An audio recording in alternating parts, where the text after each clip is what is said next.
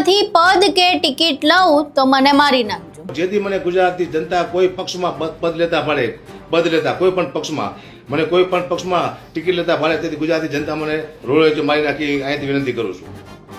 આવું હકાબા ગઢવી દ્વારા કહેવામાં આવ્યું છે। લોકોને કહેવામાં આવ્યું છે કે જો હું કોઈ પણ પાર્ટીમાંથી પદ કે ટિકિટ લઉં ને તો તમે મને મારી જ નાખજો। હવે હકાબા ગઢવી આવું શા માટે કહી રહ્યા છે, આખી ઘટના શું છે તેના વિશે વિગતે ચર્ચા કરવી છે। નમસ્કાર, તમે જોઈ રહ્યા છો ચક્રવાત ન્યૂઝ, હું આપની સાથે હેમંત।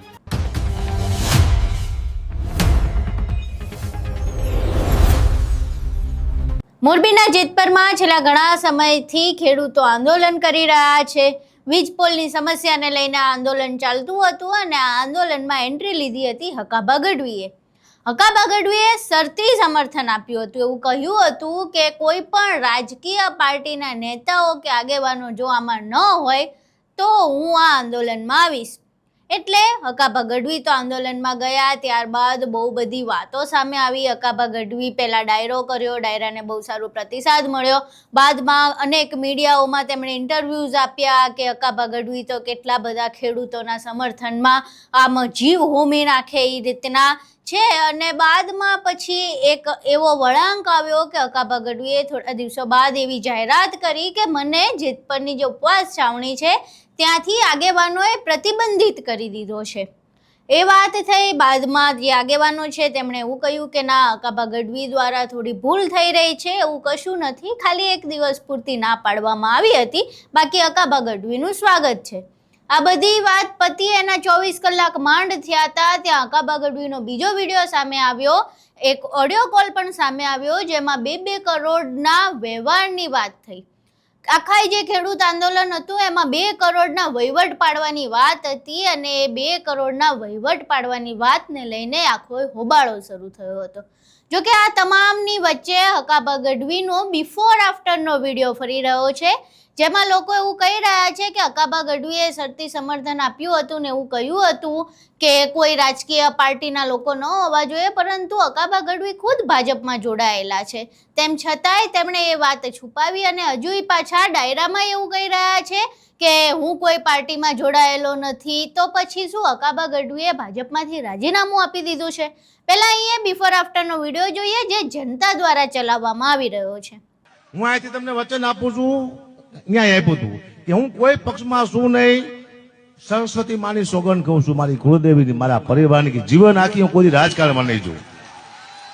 કદાચ લડવાનું થાય છે ખેડૂત માટે તો લડીશ, પણ રાજકારણમાં હું નહીં જોઉં, તમને વચન આપું છું। અને આવો કદાચ કોઈ આવું વચન આપીને વિશ્વાસઘાત કરે તો એને રોડમાં જ મેન નખાય। અહીં તમે બિફોર આફ્ટરનો વિડીયો જોયો। હવે એમણે CR પાટીલના હસ્તે ભાજપમાં જોડાયા હતા, ભાજપની સભ્યતા લીધી હતી અને બાદમાં તેઓ ડાયરામાંથી એવું કહેતા હતા કે હું કોઈ પાર્ટીમાં જોડાયેલો નથી, એટલે લોકોએ તેમને અરીસો બતાવ્યો હતો। હવે આજે અરીસો બતાવ્યો ત્યારબાદ કદાચ હકાબા ગઢવીને થોડું ખોટું લાગી ગયું, એમને કદાચ યાદ નહીં હોય કે એમણે ભાજપનો ખેસ પહેર્યો હતો એટલે કદાચ ભૂલી ગયા હશે, એવું બની શકે અને ડાયરામાં આવું બોલાઈ ગયું હશે। પરંતુ હવે હકાબા ગઢવીની પ્રતિક્રિયા સામે આવી છે। આજે વિડીયો વાયરલ થઈ રહ્યો છે તેને લઈને અને બાદમાં તેમણે એવું કહ્યું છે કે આ ખેસ પહેરવા તો મારો ધંધો છે, હું તો કેટલી પાર્ટીઓના ખેસ પહેરું છું, આ મારો ધંધો છે। હું જો કોઈ પાર્ટીમાંથી પદ લઉં કે કોઈ પાર્ટીમાંથી ટિકિટ લઉં તો હું જનતાને કહું છું કે મને મારી નાખજો। અહીં સાંભળીએ હકાબા ગઢવી આખી ઘટનાને લઈને શું કહી રહ્યા છે। એટલે તમે મને બદનામ કરવાની કોઈ કોશિશ કરશો નહીં, મારું કંઈ થવાનું નથી, કારણ કે મારે જો માં છે ભગવતી, આજીવન સત્ય માથે રહીશ, એમાં કંઈ ફેર નહીં પડે। બીજી વાત એ કરું તમને કે વારંવાર રાજકારણનો ભોગ બનાવવાની કોશિશ કરવામાં આવે અહીંયા અંદર ક્યાંય ને ક્યાંય મારી પોસ્ટો વાયરલ કરવામાં આવે છે। હું કોઈ પક્ષમાં નથી, ફરી વાર કહું છું, માનવું હોય તો માનો તમારે, ન માનવું હોય તમે ન માનશો, કોઈ પણ પક્ષમાં હકાબા ગઢવી નથી। પણ આ જે પોસ્ટો હાલે છે મારી બીજેપીમાં છે, ભાઈ મેં બધાના ખેસ પહેર્યા છે, બધાના મેં કોઈને બાકી નથી કાંઈ, એ મારો ધંધો છે। હું કોઈ પક્ષમાં નહીં આવું જેથી મને ગુજરાતની જનતા કોઈ પક્ષમાં પદ લેતા કોઈ પણ પક્ષમાં મને કોઈ પણ પક્ષમાં ટિકિટ લેતા ફાળે તેથી ગુજરાતની જનતા મને રોડે મારી નાખી અહીંયાથી વિનંતી કરું છું। મને મારા ચાણ સમાજની બીક છે એ પહેલાં મારી નાખે મને, કારણ કે ચાણ સમાજને ખબર છે કે હકાબા ગઢવી ખોટું ન બોલે, કોઈ પક્ષમાં નહીં જાય તો હકાબા ગઢવી નહીં જાય, અમે ગઢવી બોલી પછી ફરતા નથી। એટલે આપ સૌને વિનંતી કે કોઈ આવી પોસ્ટ મૂકતા હોય તો ધ્યાન આપતા નહીં, એઆઈ બનાવે તો ધ્યાન આપતા નહીં. મારું કોઈ ખરાબ રેકોર્ડિંગ હોય તો મને આપો અત્યારે, કે હું ખેડૂતોને દગો કરતો હોય રેકોર્ડિંગ આપો, ખેડૂતનું ખરાબ બોલું છું એટલું આઈને ફાયરિંગ કરી નાખું મારા માથામાં અભી હાલતથી. કારણ કે હું કોઈ ખેડૂતનું ખરાબ વિચારતો જ નથી. 1 કરોડ ખેડૂત છે, આ કોઈ એક સમાજની વાત નથી. આમાં બધાય ખેડૂતો છે, રબારી છે, ભરવાડ છે, આહિર છે, દરબાર છે, રાજપૂત સમાજ છે, દરજી સમાજ છે, પટેલ સમાજ છે, દલવાડી સમાજ છે, દલિત સમાજ છે, વાલ્મીકી સમાજ છે, સાધુ સમાજ છે, દરજી સમાજ છે, આદિવાસી સમાજ છે. સર્વત્ર જ્ઞાતિ આવ્યા ખેડૂતમાં, કોઈ એક જ્ઞાતિ લડાઈ નથી લડતું. અને મને તમે બધા બોલાયા હતો, હકાબા કેમ બોલતા નથી, ખેડૂત મને મદદ કરવા આવો. હું આવ્યો એટલે મારી સાથે આવું રાજકારણ કરે છે બધા. આ બધા ખેડૂતો ગયા ક્યાં? 1 કરોડ ખેડૂત છે, એમાંથી કોઈ બોલી શકતા નથી. હું શું લેવા આવ્યો છું? શું છે?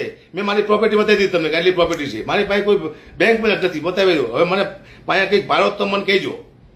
અહીં તમે અકાબા ગઢવીને સાંભળ્યા. હવે અકાબા ગઢવીનું એક જૂઠાણું તો લોકોએ જ પકડી પાડ્યું હતું અને એનો બિફોર આફ્ટરનો વિડીયો બનાવ્યો હતો અને બાદમાં અકાબા ગઢવીને એનું પેટમાંય દુખ્યું ને પછી અકાબા ગઢવીએ તો એવું કહી દીધું કે પાર્ટીઓના ખેસ પહેરવા તો મારો ધંધો છે. હવે એ વાત અમને તો ગળે ઉતરતી નથી કે પાર્ટીઓના ખેસ પહેરવા એ કેવો ધંધો હોઈ શકે, કારણ કે પાર્ટીઓના ખેસ પહેરવા માટે તો એ જે તે પાર્ટીમાં જોડાવવું પડે.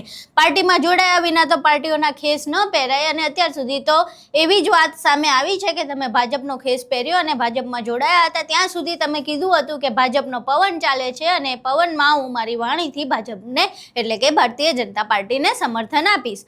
હવે આ વિડીયો જ્યારે વાયરલ થઈ રહ્યો છે ત્યારે અકાબા ગઢવી એવું કહી દીધું છે કે પાર્ટીઓના ખેસ પહેરવા એમનો ધંધો છે, કદાચ ડાયરો કરવો એમનો ધંધો નહીં હોય.